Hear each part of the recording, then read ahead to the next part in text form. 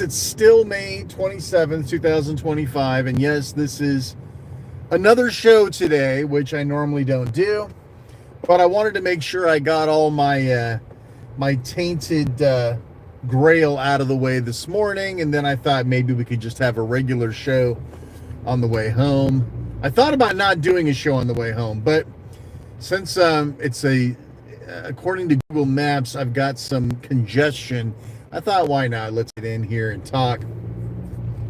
So I had the last 5 days off, right? And of course, I played a lot of that Tainted Grail, as I mentioned this morning, which, by the way, is getting more Twitch traffic than Oblivion Remastered, which is actually a good thing, I think.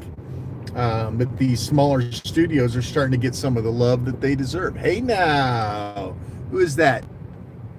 I can't tell. Octocorp, is that you? Yeah, it's hard to see in here. Hey now, Alex Lopez is here. Well, so it's really hard for me to tell you what I've been up to the last 5 days because I'm trying to keep it a secret for a big video that I'm working on. But because I know a lot of you probably aren't going to tune in anyway, and I know Alex is dying to know what the hell this video is about, I will tell you what I spent a larger portion of the last 5 days doing. Actually, more like 4 days. So we need a little background, though, first. So, as you know from the show, I have a tendency of losing things that I care about when it comes to data, right? I've had some hard drive failures. I've had some blatant stupidity type issues, not backing this up, not backing that up. I don't have a good track record when it comes to backups with redundancy, right? And the fact that I have 2 NASs and 2 servers and a shitload of hard drives, you would think that I would be a good boy and I would perform more backups, but I don't, and that's on me. So I decided early last week, I installed Hard Drive Sentinel on my Windows 11 server. It's not really a server, it's Pro, but it acts like a server. It takes care of my SAB NZBD, it takes care of Sonar and everything else, Caliber, all of my server level stuff exists on that machine. And so I put Hard Drive Sentinel on. For those of you who don't know what that is, it basically sits and monitors all your hard drives to see what the health is. Now, right now, hard drives have this thing called SMART. I can't remember what it actually stands for, but it's an acronym. And basically, it tells you everything you want to know about your hard drive. Well, just because it says something doesn't necessarily mean your drive is in danger. So this Hard Drive Sentinel tool will actually aggregate the data and perform some analysis and give you an overall color of the health of your drive, or drives in this case. So I put Hard Drive Sentinel on, I ran it, and basically, by the way, this whole thing started because one of my drive caddies keeps going offline, right? So I have an external drive caddy, I have 3 of them actually, with 4 drives apiece in them, and one of them just kept going offline. I couldn't figure out why. So I thought, okay, maybe one of the drives is dying and it's taking the caddy down with it, right? So that's how this whole thing started. So, yes, I put Hard Drive Sentinel on, and basically it said, dude, this drive is going to fucking die any minute now. You've got like 2 days left on this drive before it eats itself alive. And of course, it was like a 16 terabyte drive loaded to the brim with shit, right? So now I'm like, son of a bitch. So I started copying off as much as I can, right? Now, I don't know if you've ever tried to take like 16 terabytes and maneuver it between a whole bunch of other smaller drives. It's a huge pain in the ass.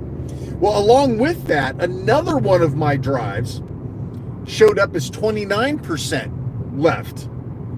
And they also recommend you get your shit off. That's another 16 terabyte drive.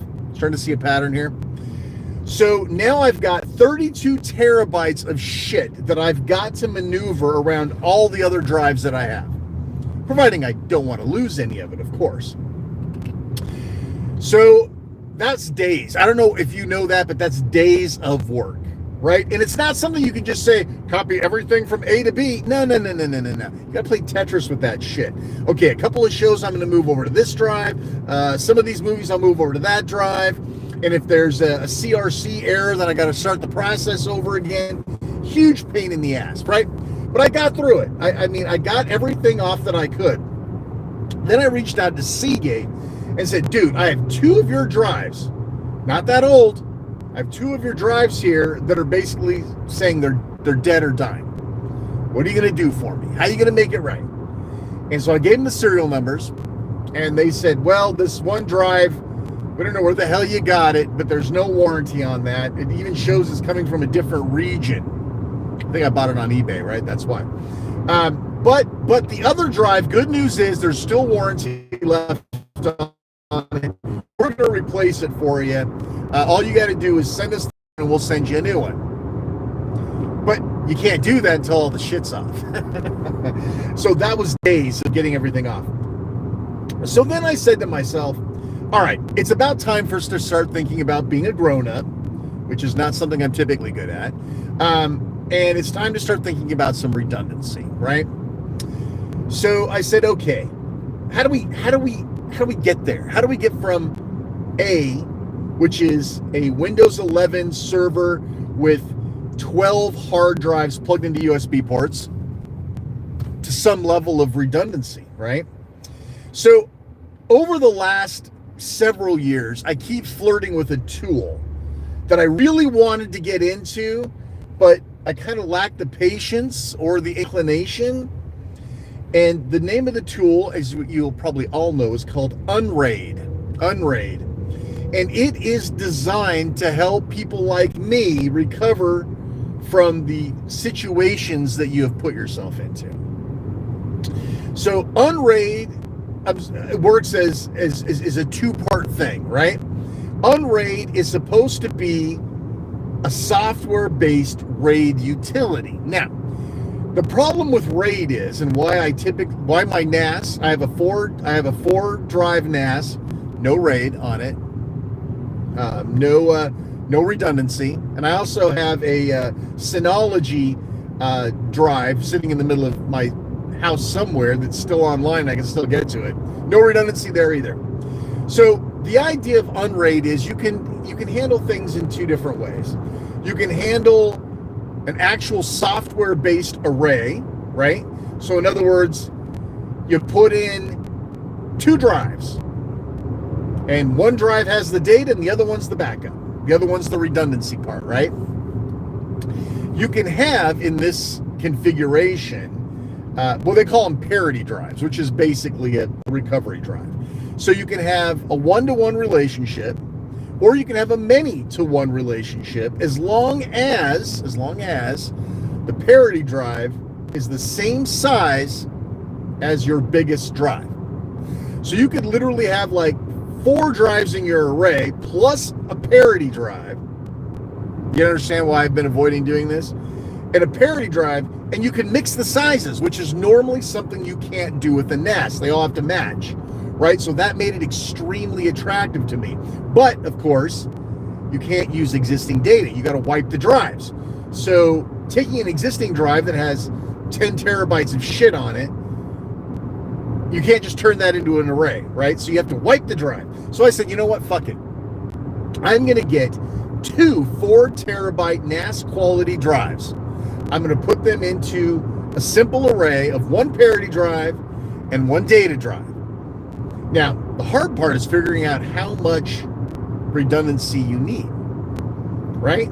So it's like, do I need 4 terabytes? Do I need 8 terabytes? Because it's double the price, right? You have to have 2. Technically, you should have 3, but whatever. So I figured out how much music, photos, videos, TV shows that I've ripped or don't want to be without. So I figured out 4 terabytes is enough space with room to grow. So that was my goal, was to have a 4 terabyte redundant array with parity drive, right? So I got those things on order. Now for Unraid, Unraid runs off of a USB drive, a flash drive.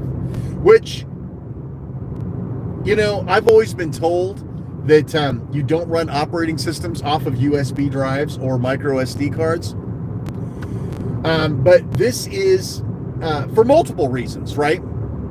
One, Unraid is running off a very thin Linux distro, so it runs fine off of something small.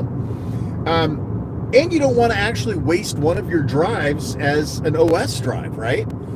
So on my Windows 11 server, I'm just going to say server without any sort of qualifiers, because it acts as a server even though it's not server class. One of my drives is my C drive, and that's filled with Windows, and I can't really do anything with it. So it's kind of nice in that respect. Now, what am I going to run this on? Well, I thought about replacing my server box in toto with Unraid, and I said, you know what, fuck that. Way too much effort resetting up Plex, resetting up Sonar, resetting up everything. Fuck all that. That's going to stay. But the drives will move off, right? So I'm going to get all the drives off the server. And I'm going to, let's repurpose a box I have laying around as an Unraid box.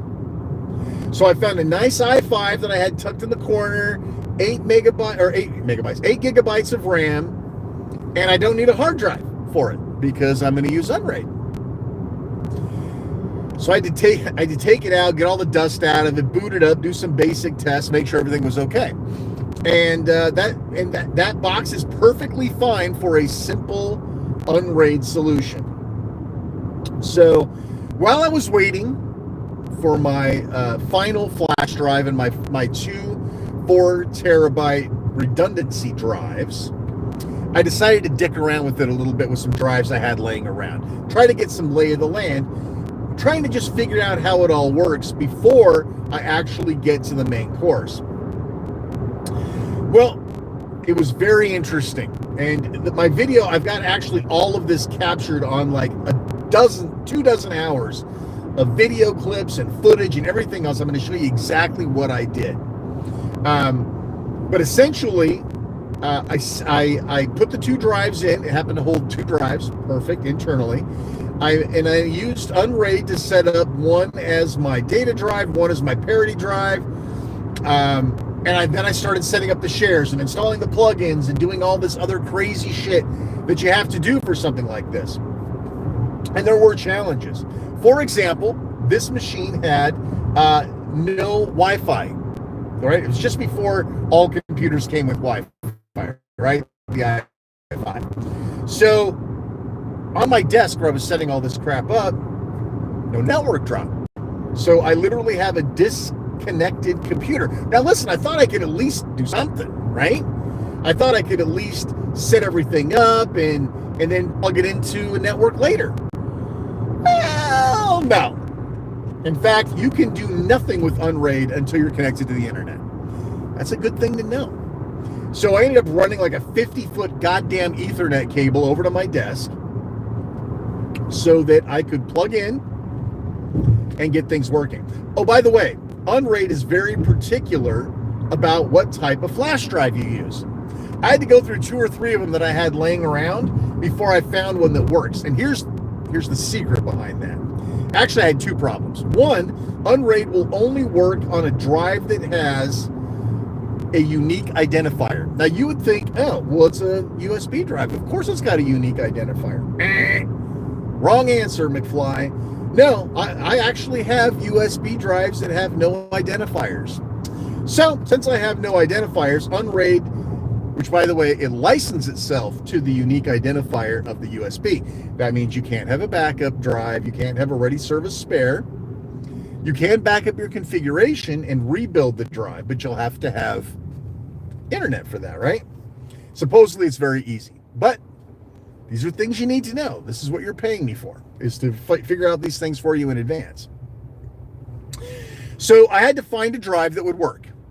First off, that Unraid would actually write. So you have to download an app. It's a thick client on your Windows machine or Linux or wherever. You run this and you stick your drive in and it says, this has no unique identifier. So I finally found when you put it in and it writes the operating system to it. It's sort of like using Etcher, right? Same idea. Then I put it into this i5 that I was going to use. Couldn't boot from it. Not to save my ass, I could not boot from that drive. And I burned an entire night fucking with this. I'm talking about going in the BIOS. I'm turning on legacy boot, off legacy boot, UEFI, blah, blah, blah. A complete nightmare. Turns out that that computer would not boot from that drive. So not only did I have to find a USB drive that Unraid would write to, I had to find one that would also boot off of this i5. Mess. Terrible mess. So finally, the stars aligned and I was able to boot up. And I gimped myself through setting up the array. Because I wanted to get that going, right? And it turns out that Unraid out of the box as isn't really super comfortable with JBODs or just a bunch of drives, which is what I've got all over the place, right? I've got 3 4-bay external drive caddies. Those are JBODs, just a bunch of drives. And I'm not willing to erase any of them. Plus, you shouldn't be running arrays off of USB connected drives anyway. So, it's no big deal. Listen, I've been on USB since the beginning of time. I'm not really worried about speed, but Unraid isn't super comfortable with working with JBODs. That's fair. Fortunately, the first thing that Unraid has you do is install their community store. In the community store is unassigned devices and unassigned devices plus. This began my journey into plugins. Now, Unraid has 2 types of extensions. One is basically scripting. So those I will call plugins. And that's what this unassigned drive thing is, that allows you to adopt drives that are just randomly connected to your machine and adopt them into the system. You don't have to reformat them. You can use them as is. You can do all sorts of cool stuff with them, but you need the plugin first, right? So I got the plugins down. I started plugging in the drives, and yeah, so there's an adventure behind every piece of this, by the way. And I'm going to do my best to temper the adventure on the video with a succinct presentation. Like I said, I've got dozens of hours of video of me fucking with this thing. And some of it you're going to be interested in, and some of it you're not. So anywho, so then it became a matter of plugging one of the caddies in, adopting the drives, or getting them inside the system, and naming them properly. I will tell you right now, I warn you with peace and love, before you attempt to do this, if you have a Plex environment that has multiple drives, make sure that in the volume label of every drive, you put what drive letter it was. Because once you're in Unraid, there's no such thing as drive letters anymore. And when you want to realign your Plex server with all of those goddamn JBODs, okay, we just had an interruption. Hopefully I'm still on here. You're going to want to know what drive letters they are. Now, the volumes will show, but if you forget and you don't know what E, F, G, H, I, J, and K drives are, when you go to try to remap them into Sonar, into, SAB or wherever, Plex, you're going to be pissed. So, before you start tearing down your Plex server's system as is, go to every drive, find out what drive letter it is now, and put that drive letter in the volume name. You are so fucking welcome. That's worth the price of admission today, folks. So once I got all of that set up, right? So now, where am I at now? Let's bring it back down. I've got a 4 terabyte parity backed up drive. I've moved all of my photos, all of my music library, anything that I give a shit about is now on that 4 terabyte drive. And it's being actively parodied over to the other drive. So I'm in good shape. Those things that I'm so pissed about losing or hope I don't lose, I now have a backed up, redundant way of keeping them safe. What about the rest of the shit, though? Well, yeah, it's a lot of work. So what ends up happening is each of your drives becomes a volume, right? So every drive that you plug in, as I said, there's no drive letters in Unraid. It is mount point X, Y, and Z, right? You get essentially it becomes like a network box, and everything becomes like network attached storage, right? So they all have a path. Now you can set up what the names are, right? So you'll have to go back in and rename all of the volume names that it gives it into something that you can recognize. Then you got to share them out in an appropriate manner so that your other machines in your network can see it, like your Plex server. So there was a lot of back and forth. And I also found out a couple of drives that wouldn't mount, period, end of discussion, because they were not, one of them was the 29% drive, and the other one was one that I knew was on its way. It wasn't that far along. And it just said, fuck off. There will be no mounting for you. So when you boot up Unraid, there's a handful of things that it does, right? It mounts your array, it gets the process going, and then you can have it mount all of your unassigned drives. You can then have it run startup scripts. You can then have it build Samba shares, and you can have it, okay, this is something cool. You can also have it reach out to your other machines on your network. Let's say my 4-drive NAS.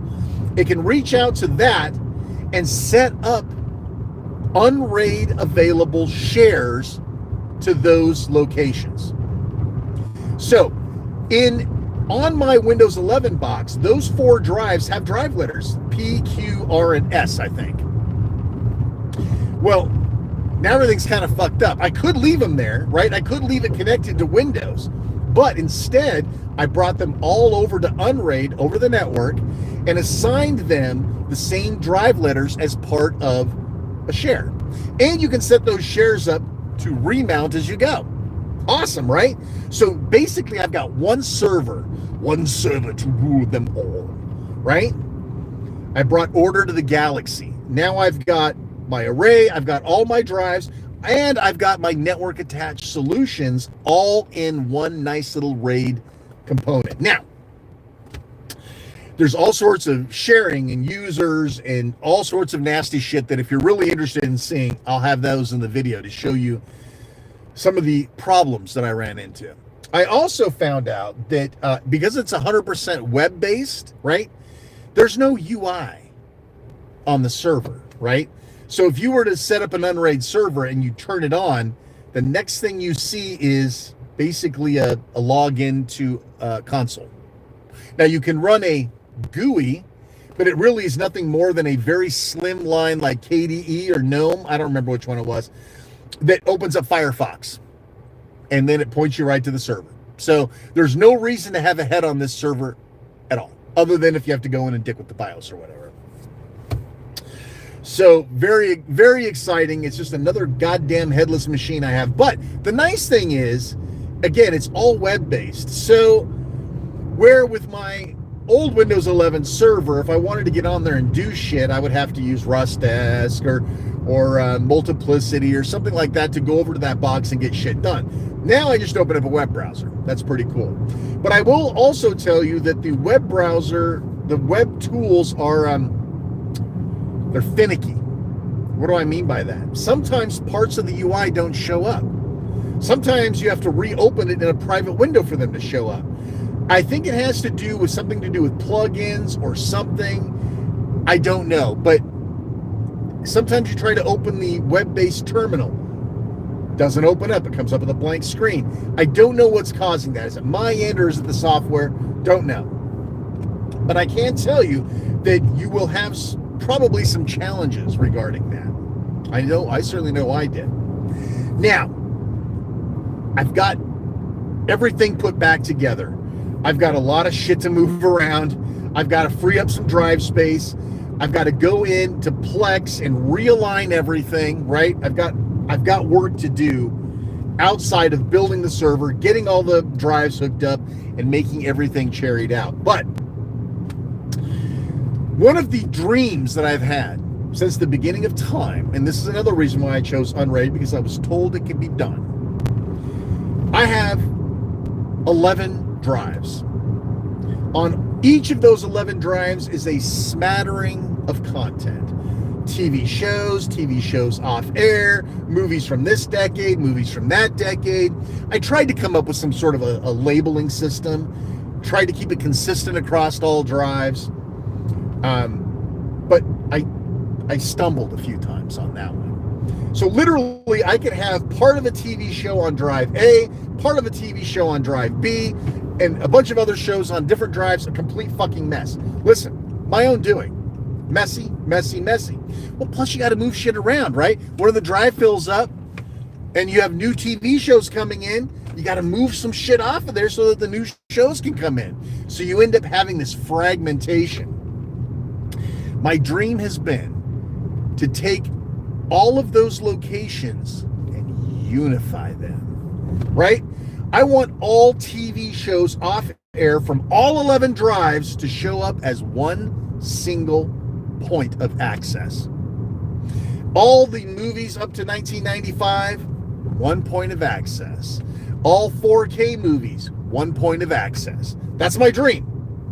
Well, thanks to a plugin called Merger FS and a shitload of time and effort and energy, I was able to realize that dream. Now, each of my areas of content, TV off air, movies, 4K, all of those, each one has a distinct single mount point. So guess what? I can go into Plex and say, okay, for my TV shows, and you open up all your folders, and it says, here's all the goddamn folders you have pointed for Plex. I now have one mount point, just one. So everything is clean. Now, of course, it's a single point of failure. If that unraid server goes down, my life as I fucking know it is over. But my point is I was finally able to realize everything that I wanted to do. And yes, it took days, close to a week, blood, sweat, and tears. And I'm going to hopefully document all this in a video for you. It's a lot of effort. It's a lot of effort. But I think it'll be worth it because I am not the only asshole that has a random Windows 11 Pro box with a shitload of drives attached to it that have made some poor choices in the past in terms of organization. Well, with this tool, which by the way isn't free, the lifetime all updates forever and ever, amen, is about $250. I bought the 1 year unlimited access for $100, and I could upgrade it later to the full meal deal. You get 30 days free. And I spent the first 5 or 6 days running off of the freebie version just to make sure it did what I wanted. And it did. So put the money down, baby. So yeah, I mean, if you have questions, feel free to put them in the comments below. Again, I'm going to hopefully have a full-blown A to Z version of what we talked about today with video, with all the interesting stuff that I had to leave out because I'm short on time. But yeah, it has been truly an interesting trip. And everything is now nice and done and convenient. Now I've got to go through hours and hours of video, create the scripts, and do everything else so that I can put this together into a nice little ball for you guys to see like where the problem points were, how I got around to doing X, Y, and Z, what plugins you're going to need, what mishaps that I took that maybe you don't have to take when you do it. I'm very excited to share this with everybody, which is obvious since I couldn't keep my trap shut long enough to make the video. I at least shared it with you guys. All right, I'm close to my house. My Wi-Fi is going to kick in soon, which is why I pulled over. So listen, I hope you enjoyed this. Plenty more crazy shit like this. I have a mini PC with Steam OS on it. I got to talk about that. I am backed up in terms of content that I need to do, but rest assured, I will get there. This is Shane R. Monroe, Pastor C Radio. Thanks so much for watching. Take care. We'll see you next time. Bye-bye.